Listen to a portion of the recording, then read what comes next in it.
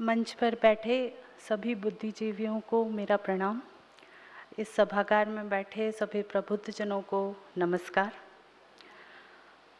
अभयम सत्व शुद्धिर ज्ञान योग व्यवस्थिति दानम दमश यगश स्वाध्याय स्तप आर्जवम अहिंसा सत्यम क्रोध त्याग शांति पैशुनम दया भूतेश्लोस्वम मार्दवम हिरचापलम। भगवद गीता अध्याय 16 का यह श्लोक पत्रकारिता की आदर्श आचार संहिता है। गीता में श्री कृष्ण कहते हैं कि नैतिकता, हम मीडिया में नैतिकता की आज बात कर रहे हैं, तो श्री कृष्ण कहते हैं कि नैतिकता कोई बाहरी नियम नहीं है, यह हमारे चरित्र का एक हिस्सा है, यह हमारे स्वभाव का एक हिस्सा है। और इस श्लोक में बताए गए सभी गुणों को जो हमारे मीडिया प्रोफेशनल्स हैं या जो पत्रकार हैं, उन्हें अपने जीवन में लाना चाहिए, उन्हें अपने जीवन में उतारना चाहिए। मीडिया में नैतिक मूल्यों की अगर बात करें तो सबसे पहला, सबसे ज़रूरी, सबसे ज़्यादा इम्पॉर्टेंट एक जो एथिकल वैल्यू हम जिसको बोलते हैं वो है ट्रुथ। हम सत्य की बात करते हैं, हम सच की बात करते हैं। और एक पत्रकार का यह कर्तव्य है कि बिना किसी पक्षपात के, बिना किसी बायसनेस के वो सूचनाओं को जन जन तक पहुंचाए। A journalist must strive to present the information as it is. As it is, I am saying, मैं इसलिए emphasis दे रही हूँ क्योंकि आजकल जब हम न्यूज़ देखते हैं या न्यूज़ पढ़ते हैं तो उसमें बहुत सारी बातें as it is नहीं होती। इसलिए a journalist must strive to present the information as it is to the audiences. And truth is that core ethical value which will uphold everything. If a journalist can build the trust, that is what we call the credibility, जब हम जो बोलते हैं trust और credibility, इन दोनों को maintain करने के लिए बहुत ज़रूरी है कि हम सच से जुड़े रहें, हम सत्य से जुड़े रहें। हम जो न्यूज़ है उसका एक सबसे इम्पॉर्टेंट एलिमेंट कि हम उसमें कोई अपना विचार, अपना ओपिनियन हम लोगों पर ना थोपें। हम जो न्यूज़ है उसका जो कंटेंट है, जो सूचना है, जो इन्फॉर्मेशन है, वो जैसे फॉर्म में है उसको वैसा ही लोगों तक पहुंचाएं। और ये चीज़ लोगों पर छोड़ दें कि वो न्यूज़ के सारे पहलुओं को समझकर, न्यूज़ की सारी इन्फॉर्मेशन जब उन्हें मिल जाए, किसी कंटेंट, किसी पर्टिकुलर विषय पर उन्हें अगर सारा कंटेंट मिल जाए तो उसके बाद ये हम लोगों के लिए छोड़ दें कि वो सोचें इस बारे में कि इसमें से क्या सही है और क्या सही नहीं है। इस चीज़ को हम उनके लिए छोड़ दें, लेकिन आजकल मीडिया ऐसा करता नहीं है। खैर, आगे बढ़ते हैं। अगली जो एक बहुत इम्पॉर्टेंट वैल्यू जब हम बात करते हैं जर्नलिज्म में तो वो है ऑब्जेक्टिविटी, वस्तुनिष्ठता हम जिसको बोलते हैं। तो ऑब्जेक्टिविटी भी जब हम आज के दौर में देख रहे हैं कि मीडिया के लिए बहुत सारे ट्रस्ट इश्यूज़ हैं, बहुत सारी क्रेडिबिलिटी के इश्यूज़ हैं। आज लोगों के बीच हमारी जो क्रेडिबिलिटी है वो कहीं ना कहीं कम हो रही है। मीडिया के लोगों पर, लोगों का, आम जनों का विश्वास जो है वो कम हो रहा है। तो ये हमें समझने की ज़रूरत है क्योंकि हमारा काम, मीडिया प्रोफेशनल्स का या पत्रकारों का काम ये है कि हम सूचना को लोगों तक पहुंचा दें। वही बात जो हमने सत्य के साथ कही। तो ऑब्जेक्टिविटी भी जब हम बात कर रहे हैं तो न्यूज़ में बहुत इम्पॉर्टेंट होती है। ये जो श्लोक मैंने अभी आपको सुनाया उसमें सिर्फ ये दो चीज़ें नहीं, इसके अलावा भी बहुत कुछ है, जैसे अंतःकरण की शुद्धि, निडरता, संयम, पेशेंस जिसको हम बोलते हैं, जो आजकल नहीं है। मुझे ऐसा लगता है जब हम कहते हैं ब्रेकिंग न्यूज़ का दौर है और टीआरपी की होड़ है, तो उसमें जब हम बात करते हैं संयम की, पेशेंस की, तो वो कहीं ना कहीं हमें नहीं नज़र आता। तो इस श्लोक के ज़रिए श्री कृष्ण ने जो कहा कि ये सभी जो हैं, नैतिकता अगर हमें अपने अंदर लानी है तो ये सभी गुण हमारे अंदर होने चाहिए। इसके साथ ही सरलता और शालीनता, ये सभी आज के दौर में मीडिया प्रोफेशनल्स में होना चाहिए। ये सभी गुण, हम ये नहीं कहते कि आप परफेक्ट बन जाए, लेकिन हम परफेक्टनेस की तरफ अपना एक कदम तो आगे बढ़ाएं। ये सब कोई नई बातें नहीं हैं, ये सारी बातें हमारे भारतीय ज्ञान दर्शन, हमारे वेदों, हमारे पुराणों, हमारे ग्रंथों में उल्लेखित है। अब बात करते हैं एथिकल कोड ऑफ कंडक्ट की। और जब हम एथिकल कोड ऑफ कंडक्ट की बात करते हैं तो बात आती है रूल्स की, रेगुलेशंस की, लॉज की, और बिना पीसीआई को मेंशन करे ये पूरा नहीं होता। प्रेस काउंसिल ऑफ इंडिया जिसको हम बोलते हैं, तो प्रेस काउंसिल ऑफ इंडिया में जहाँ तक कोड ऑफ कंडक्ट की बात है, तो मैं एक चीज़ की तरफ आप सभी का ध्यान आकर्षित करना चाहती हूँ कि प्रेस काउंसिल ऑफ इंडिया के बारे में हमने पढ़ा, उसके एथिकल कोड ऑफ कंडक्ट्स के बारे में कई पत्रकार, मीडिया प्रोफेशनल्स जानते हैं, उन्हें कई बार उन्होंने शायद पढ़ा भी हो। उसमें एक शब्द है, वो जहाँ से शुरुआत होती है उसकी, वहाँ एक शब्द है उसमें, the council builds the code of conduct. ये जो शब्द है बिल्ड, इसका अगर शाब्दिक अर्थ देखें तो हम एक इमारत के निर्माण की बात करते हैं, तो एक ईंट रखी, उसके ऊपर दूसरी ईंट, फिर तीसरी, और इस तरह से धीरे धीरे एक पूरी इमारत का निर्माण कार्य पूरा होता है। लेकिन प्रेस काउंसिल को गठित हुए इतने साल हो गए और इतने वर्षों बाद भी यह जो शब्द है ज्यों का त्यों है। तो आज तक भारत में हम जिस प्रेस काउंसिल ऑफ इंडिया की बात कर रहे हैं, उसमें ये शब्द आज भी हम कोड ऑफ कंडक्ट को बिल्ड ही कर रहे हैं।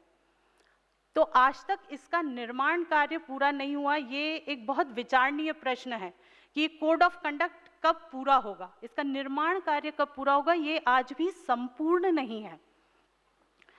इसके साथ ही एक और मुद्दा है जो प्रेस काउंसिल ऑफ इंडिया के साथ जुड़ा हुआ है, वो ये कि प्रेस काउंसिल ऑफ इंडिया ने कोड ऑफ एथिक्स तो दे दिए, कोड ऑफ कंडक्ट तो दे दिए, लेकिन इनका उल्लंघन करने पर या इनका पालन ना करने पर पीसीआई के पास कोई ऐसी पावर्स नहीं है कि वो इसका उल्लंघन करने वाले लोगों पर कोई कार्यवाही कर सके, उन्हें कोई पनिशमेंट दे सके, उन्हें कोई सजा दे सके। यहाँ मैं इसलिए इस बात को बोल रही हूँ क्योंकि जैसे प्रेस काउंसिल ऑफ इंडिया है, वैसे ही दूसरे क्षेत्रों में भी काउंसिल्स होती हैं, है ना। आपने बार काउंसिल ऑफ इंडिया सुना होगा। Bar council of India law education का नियमन करती है, व्यावसायिक आचरण, शिष्टाचार और विधि शिक्षा के मानक तय करती है। प्रेस काउंसिल ऑफ इंडिया के पावर्स की अगर अब बात करें तो पावर्स नहीं है। हम जो कह सकते हैं कि जैसे हम कहते हैं ना, हाथी के दांत सिर्फ दिखाने के लिए होते हैं, तो प्रेस काउंसिल ऑफ इंडिया भी सिर्फ आपको दिशा निर्देश दे रहा है, आपको एथिकल कोड ऑफ कंडक्ट बता रहा है, लेकिन उसके आगे कुछ नहीं। तो इसी के साथ एक और चीज़ इसमें है कि जैसे बार काउंसिल ऑफ इंडिया है, उसके सनद के बिना एक एडवोकेट प्रैक्टिस नहीं कर सकता, और अगर वो इस बार काउंसिल ऑफ इंडिया में दिए गए एथिकल कोड का कहीं भी उल्लंघन करता है तो वो उसका लाइसेंस खत्म कर सकते हैं, बंद कर सकते हैं, लेकिन प्रेस काउंसिल ऑफ इंडिया ऐसा कुछ नहीं कर सकता। तो ये एक बहुत सोचने वाली बात है कि आज भी भारत जैसे देश में, जहां मीडिया आज एक बहुत, हम चौथा स्तंभ बोलते हैं लोकतंत्र का, तो वहां पर आज भी इसका एक संपूर्णता इसमें अभी भी नहीं आई। तो वो संपूर्णता लाने की आज ज़रूरत है। आज इसलिए ज़रूरत है, मैं इसलिए कह रही हूँ क्योंकि प्रिंट मीडिया और इलेक्ट्रॉनिक मीडिया तक तो ठीक था, लेकिन जब से इंटरनेट, डिजिटल मीडिया हम कह लें उसको, हम न्यू मीडिया कह लें, हम सोशल मीडिया कह लें, इसके आने के बाद मुझे लगता है कि इसमें नियमन की आवश्यकता आज के वर्तमान परिप्रेक्ष्य में है, होना चाहिए। क्योंकि सोशल मीडिया बेलगाम है। मैं ये नहीं कहती कि सोशल मीडिया के सारी जो चीज़ें हैं वो नकारात्मक है, ऐसा नहीं है। उसने कई लोगों की ज़िंदगियां संवारी हैं।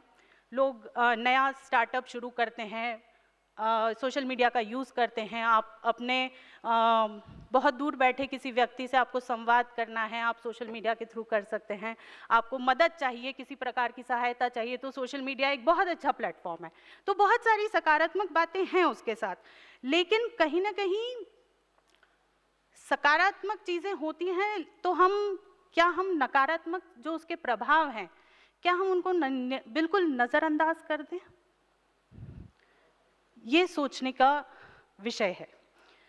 इसी के साथ चूंकि मैं एक शिक्षक हूँ, तो संविधान में हमें वाक और अभिव्यक्ति की स्वतंत्रता अनुच्छेद 19 से हमें तो मिल गई है, लेकिन जिस तरह मेडिकल काउंसिल और बार काउंसिल का लॉ एजुकेशन और मेडिकल एजुकेशन में जितना दखल है, ऐसा कोई दखल हम मीडिया शिक्षा को बेहतर बनाने के लिए प्रेस काउंसिल का आज भी नहीं है, या ऐसी और कोई संस्था भी नहीं है जो मीडिया एजुकेशन को और बेहतर बनाने के लिए काम करे। क्योंकि देश में जैसे मेडिकल एजुकेशन है तो पूरे देश में एक व्यवस्था बनी है, एक परीक्षा होती है पूरे देश भर में और बच्चे चुने जाते हैं, लेकिन मीडिया एजुकेशन में बहुत दुख के साथ कहना पड़ता है कि आज भी ऐसा कोई केंद्रीकरण नहीं है। मीडिया शिक्षा आज भी देश में बहुत बिखरी हुई सी है। ये इसलिए कहना ज़रूरी है क्योंकि हम महाराष्ट्र में जाएंगे, आप वहाँ का सिलेबस देखें। मैं अभी दीदी ने जो बताया, जो यूजीसी कमेटी है उसकी मेंबर रही हूँ, तो उस वक्त मुझे मौका मिला कि मैंने देश के जो अलग अलग स्टेट हैं वहाँ जो मीडिया के कोर्सेज चल रहे हैं उनका अध्ययन करने का मौका मिला उस टाइम। तो हर जगह थोड़ा सा रीजनल जो एजुकेशन है या रीजनल भाषाएं हैं या वहाँ का इम्पैक्ट ज़्यादा नज़र आता है और मीडिया कहीं ना कहीं उसमें थोड़ा सा पीछे हो जाता है। तो ये पूरे देश भर में ये होना चाहिए। आप एक सेमेस्टर में एक विषय या इस रूप में हम उसको पढ़ाएं, लेकिन कहीं ना कहीं एक रूपता पूरे देश भर के जो मीडिया सिलेबसेस हैं उसमें होना चाहिए, जो आज नहीं है, अभी आज तक नहीं है।